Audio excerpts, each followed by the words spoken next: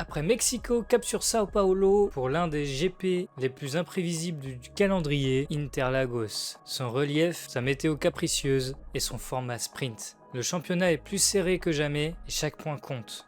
On est parti pour le pronostic pour ce GP du Brésil 2025. Donc le circuit de l'Autódromo José Carlos Pace fait 4,309 km. La course principale compte pour 71 tours, ce qui fait un total de 305 km, quasiment 306. Le format de ce week-end, c'est un format sprint. Donc on a les qualifs sprint vendredi, sprint samedi, qualification samedi après-midi et la course principale dimanche. Les caractéristiques de ce circuit sont qu'il est court et vallonné. Plusieurs zones clés comme les S de Senna, le virage 3 ou encore la ligne droite finale en montée. Nous avons donc deux zones de DRS et historiquement, il y a toujours eu une forte probabilité de safety car puisque ça s'élève à 86% en moyenne. La météo est souvent imprévisible sur ce circuit. D'ailleurs, en parlant de météo, pour vendredi, nuages et éclaircies, 27 degrés, risque d'averse en soirée. Samedi, orage isolé, 24 degrés et humidité élevée. Dimanche, pour la course principale, on aura un temps plus frais, à 19 degrés, et de la bruine possible pendant la course. La météo pourrait redistribuer les cartes à chaque session. Les choix de pneus et les timings d'arrêt seront cruciaux.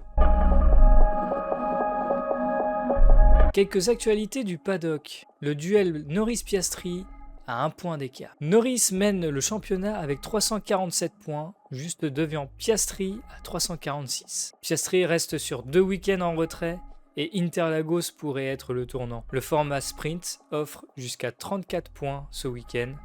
Une opportunité pour inverser la dynamique. Verstappen, le retour du maître de la pluie.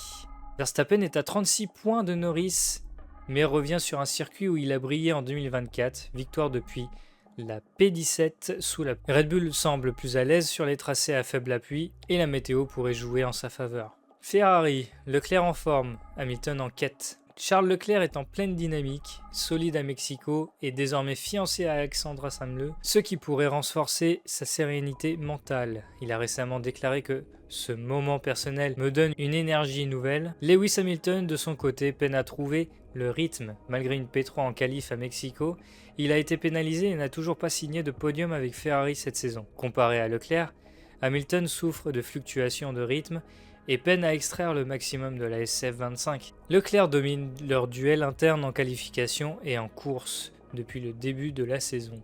Du point de vue des constructeurs, McLaren est largement en tête, mais derrière, Mercedes, Ferrari et Red Bull se battent pour la deuxième place. Le format sprint pourrait faire basculer ce classement dès samedi. Mes pronostics pour ce week-end du Brésil. Pour les qualifications de la sprint, je vois bien Charles Leclerc en pole position. Ferrari reste fort sur un tour, même sous la pluie. Et donc par extension, pour la sprint, je maintiens mon envie de voir Charles Leclerc victorieux sur cette sprint, parce que Ferrari peut surprendre avec un bon setup. Pour les qualifications de la course principale, je vois Verstappen en pole position. Red Bull est performant en conditions mixtes. Et pour la course, victoire de Verstappen, parce qu'il reste régulier, solide, et en pleine confiance. Et le reste du podium serait donc, en tout cas j'aimerais que ce soit Verstappen, Leclerc et Hamilton. Son premier podium serait celui du Brésil chez Ferrari. Les outsiders à surveiller, Berman qui reste très performant et peut surprendre. Russell qui est bon en sprint, attention.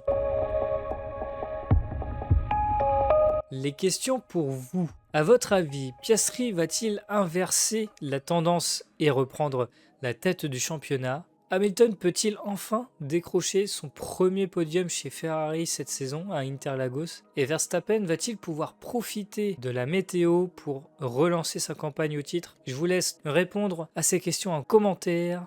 Voilà pour les pronostics de ce GP du Brésil. Si t'as kiffé, lâche ton like, abonne-toi à la chaîne et dis-moi en commentaire qui tu vois briller ce week-end. On se retrouve juste après la course pour le débrief complet.